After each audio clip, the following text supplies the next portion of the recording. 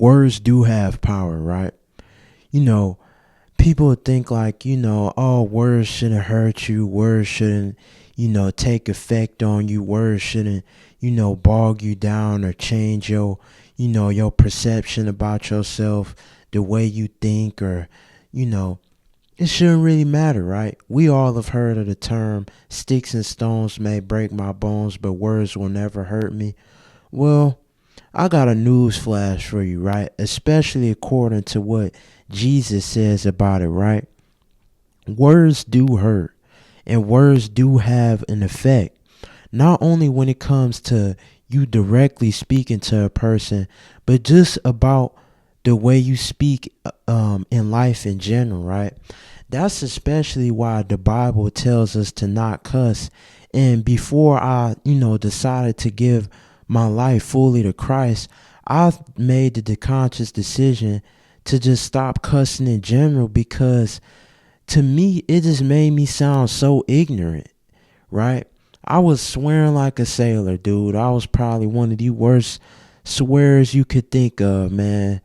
The best swearer in the world, Guinness Book record. But no, all jokes aside, it was bad. It was something that I felt like I definitely needed to work on.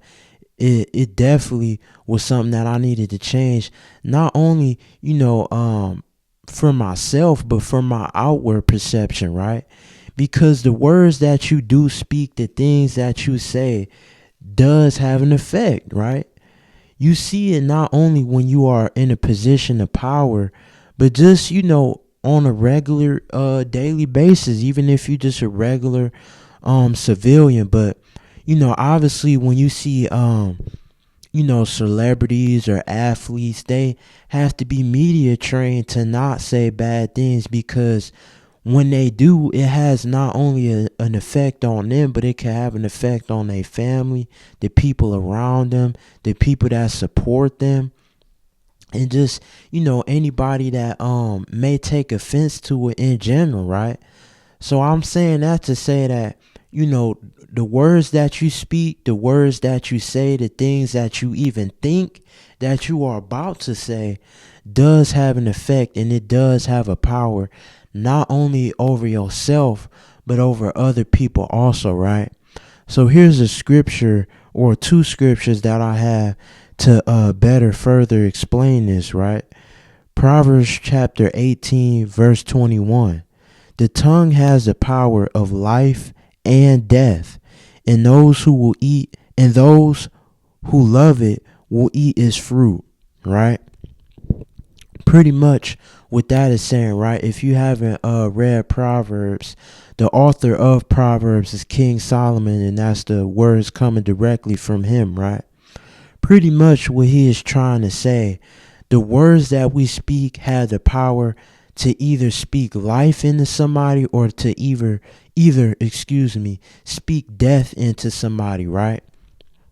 So when you going around and you just saying, willy-nilly and stuff, or, I'll beat him up, or, I'll shoot him, or I'll do this and this and that to him, or, just speaking about things that have a negative connotation, and, a negative,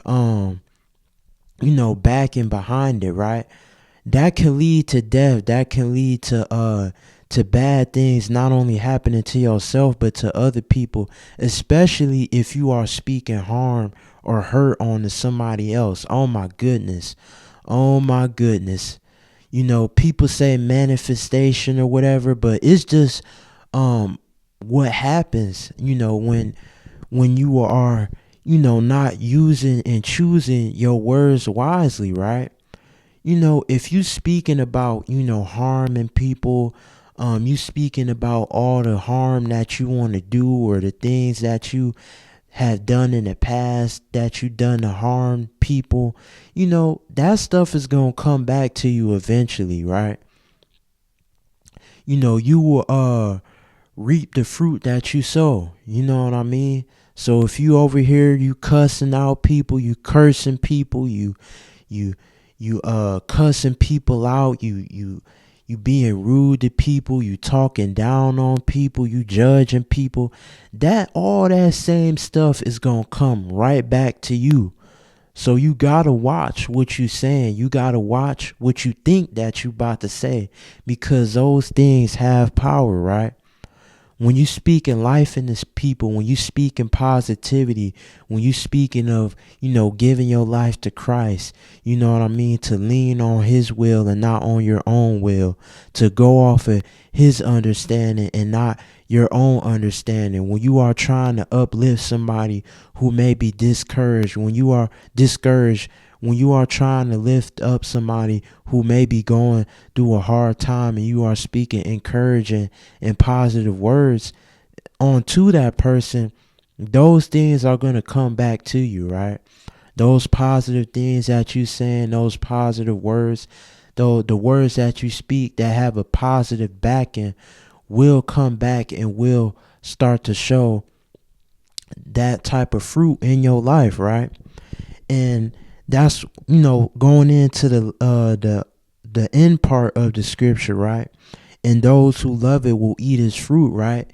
If you love to speak positivity, if you love to speak encouraging words and to uplift people, you will eat the fruit. You will sow the fruit, or sow the seed. I think, the better saying, I probably messed that up, right? But to better sow or reap the fruit,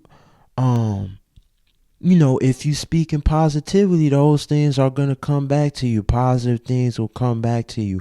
Positive things will happen in your life. Your life will for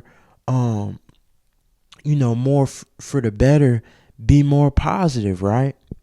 You know what I mean? If you are speaking negatively, then you will love to eat the fruit of negativity. You know what I mean? You will love to, get the benefits of speaking down on people, on saying words that hurt people, or saying words that discourage or mislead people. You will eat the fruit of that if you speak negatively, right? So that's that one right there, right? Another scripture I have is Matthew chapter 12, verse 36 through 37. And this is Jesus speaking, right? But I tell you that men will have to give account on the day of judgment for every careless word that they have spoken, right? Just to further, re-emphasize the point, right? The words that we say, the careless words that you may have said, are, oh man, his hairline back to the ceiling, man. Why would he ever show up out the house like that? You look dumb. Or you stupid. Or you ugly. Or you fat. Or, oh, you need to get on the weight training program. You know what I mean? All those hurtless or careless or nonsensical words that you may have said or spoken to somebody that, we may have forgotten, right? Because we all have said things that were very careless, that were very rude or rash, sometimes intentionally, sometimes unintentionally, right? But the words that we speak, this is Jesus himself saying it, right? But I tell you that men will have to give account on the day of judgment for every careless word they have spoken, right?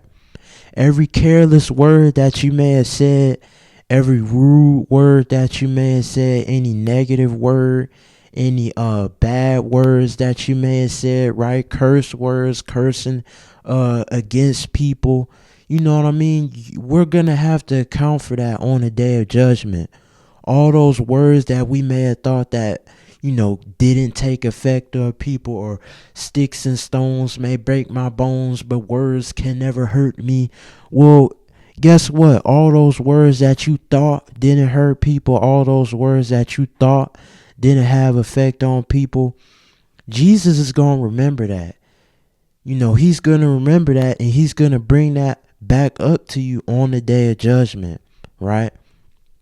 So those are just two scriptures right there, but the Bible, goes on many instances and times where it speaks about watching the words that we say, watching and thinking about the words that we are about to say, to help us better be able to understand the power that words do have. So let's get rid of that notion of sticks and stones may break my bones, but words never hurt me. They do. They do. They do. Not only when you speaking to somebody else, but just you saying those words in general, right? So that's just what I wanted to come on here and talk about. Make sure you like, comment, share, and subscribe. And I'm out.